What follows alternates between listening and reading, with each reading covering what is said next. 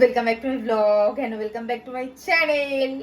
তো আজকে রান্না করব বাঁধাকপি ডাল আর পাঁপড় ভাজা, আর সেই ব্লগটাই তোমাদের সাথে শেয়ার করব। তো অনেকদিন ধরেই দেখছি বাজারে গিয়ে বাঁধাকপি উঠেছে, তো বাঁধাকপি তো খাওয়া হয়নি, তাই ভাবলাম যে আজকে বাঁধাকপি রান্না করব। তাই বাজার থেকে গিয়ে বাঁধাকপি কিনে এনেছি। তো অবশ্যই আমি ভেজ করব বাঁধাকপিটা। তাহলে চলো ঝটপট রান্নাটা করে ফেলি। মানে আমি বাঁধাকপিটাকে কুচো কুচো করে কেটে নিয়েছি, ধুয়ে ভালো করে কেটে নিয়েছি। আমি আলু কেটে নিয়েছি, টমেটো দেওয়ার জন্য আমি নিয়েছি গোটা গরম মশলা, তেজপাতা, সাদা জিরে আর একটু কুচোনো আদা। কড়াই গরম হয়ে গেছে, কড়াইতে আমি পরিমাণ মতন তেল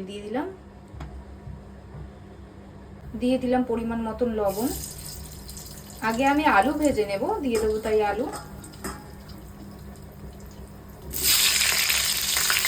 আলুটা ভেজে আমি তুলে নেব, তারপর আমি বাঁধাকপিটা ফোড়ন দেবো।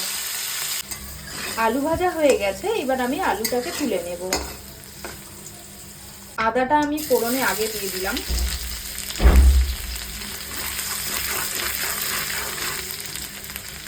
এবার সাদা জিরে, তেজপাতা আর গরম মশলাটা দিয়ে দেব।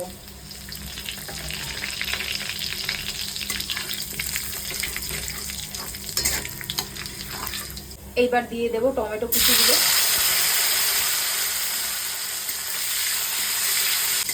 টমেটো হালকা ভাজা ভাজা হয়ে গেলেই আমি এবার বাঁধাকপিটা দিয়ে দেব হলুদের গুঁড়ো পরিমাণ মতন।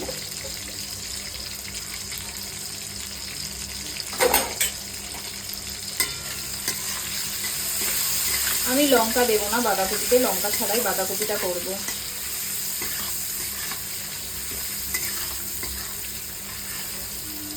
ভাজা হয়ে গেছে, এবার আমি বাঁধাকপিটা দিয়ে দেব।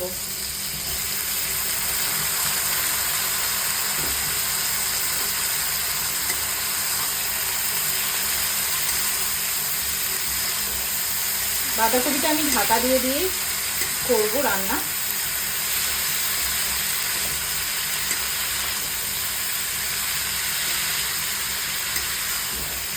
ভালো করে নাড়িয়ে আমি ঢাকা দিয়ে দেব।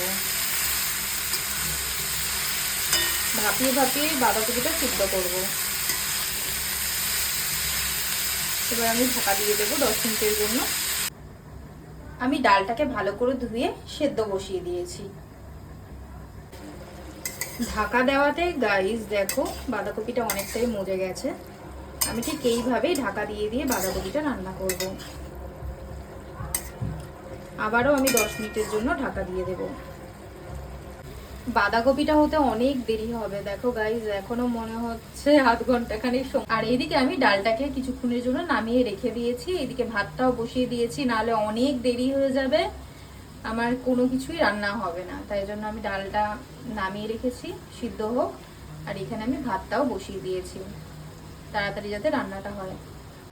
বাঁধাকপি হতে কিন্তু অনেক সময় লাগে, প্রেসার কুকারে দিলে কিন্তু তাড়াতাড়ি সহজেই সিদ্ধ হয়ে যাবে, কিন্তু আমি দেব না। আমার মনে হয় প্রেসার কুকারে দিলে টেস্টটা নষ্ট হয়ে যাবে, তাই জন্য আমি কড়াইতেই ভাপিয়ে ভাপিয়ে রান্না করব। মশলাটা দেখছো না, এটা কিন্তু আমি নিজে বানিয়েছি। মশলাটা বানিয়েছি আমি জিরে আর ধনে ভেজে। তো আমাদের বাড়িতে আমার মা এইভাবেই জিরে আর ধনে ভেজে মশলা বানায়। তো এটা তরকারিতে দিলে দারুণ টেস্ট হয় গাইস। তোমরাও ওইভাবে জিরে আর ধনে হালকা করে টেলে তো তোমরাও পেস্ট করে নিতে পারো মিক্সিতে, দারুণ টেস্ট হয়। বাঁধাকপিটা অনেকটাই মজে গেছে, তো এবার আমি আলুটা দিয়ে দেব।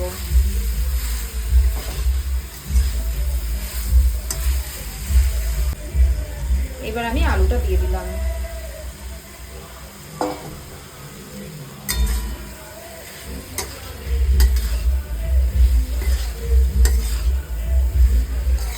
বাঁধাকপি থেকে দেখো তেল উঠে এসেছে, মোটামুটি বাঁধাকপি হয়ে এসেছে। এইবার আমি আমার বানানো মশলাটা দিয়ে দেব বাঁধাকপির মধ্যে, দিয়ে 10 মিনিট আবার ঢাকা দিয়ে দেব। এখানে 1 চামচ মতো দিয়ে দিলাম মশলাটা, ভালো করে মিশিয়ে নেব। যেহেতু বাঁধাকপি আর আলু দুটোই সিদ্ধ হয়ে গেছে, এবার আমি চিনি দিয়ে দেবো টেস্ট অনুযায়ী। এবার আমি চিনিটা দিয়ে দেবো, চিনিটা একটু বেশি করেই দিলাম বাঁধাকপিতে বলে তাই। দেখো গাইস, ওই মশলাটা দেওয়াতে জাস্ট কালারটাই চেঞ্জ হয়ে গেছে, ভীষণ ভালো লাগে আর টেস্টিও হয় মশলাটা দেওয়াতে। তোমরাও কিন্তু এই মশলাটা এভাবে বানাতে পারো। এইবার আমি বাঁধাকপিটা নামিয়ে নেব।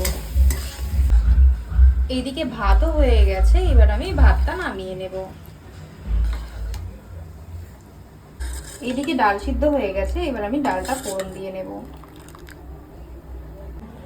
কড়াইতে আমি তেল দিয়ে দিলাম পরিমাণ মতন, দিয়ে দিলাম হালকা লবণ। ডালে আমি ফোড়নে দিচ্ছি শুকনো লঙ্কা আর কালো জিরে।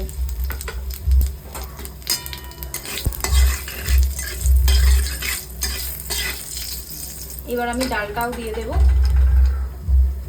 হলুদ আমি আগে থেকে দিয়ে রেখেছিলাম। ডালটা আরেকটু শুকনো করব।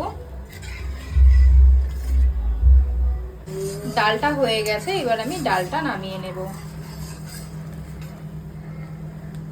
পাঁপড় ভাজার জন্য আমি এখানে কড়াইতে তেল দিয়ে দিলাম, ওগুলো দিয়ে দিলাম।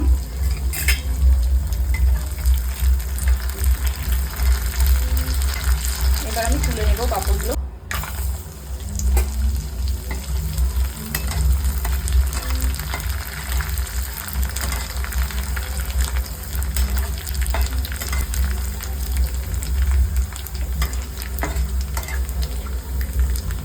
সাবুর পাঁপড় ছিল, তাই ইচ্ছে হলো সাবুর পাঁপড় দিয়ে ভাত খাবো, তাই ভাজছি।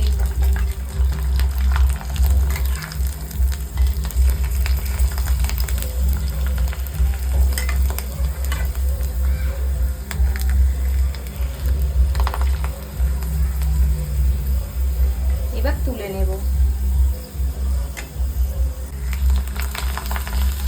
কত বড় হচ্ছে দেখো পাঁপড়গুলো।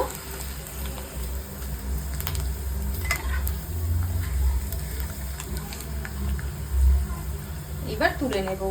পাঁপড় ভাজা হয়ে গেছে, এইদিকে আমার রান্নাও হয়ে গেছে। আর যদি ভিডিওটি ভালো লাগে তাহলে একটা লাইক আর শেয়ার করে দিও। চ্যানেলটাকে প্লিজ প্লিজ প্লিজ সাবস্ক্রাইব করে দিও।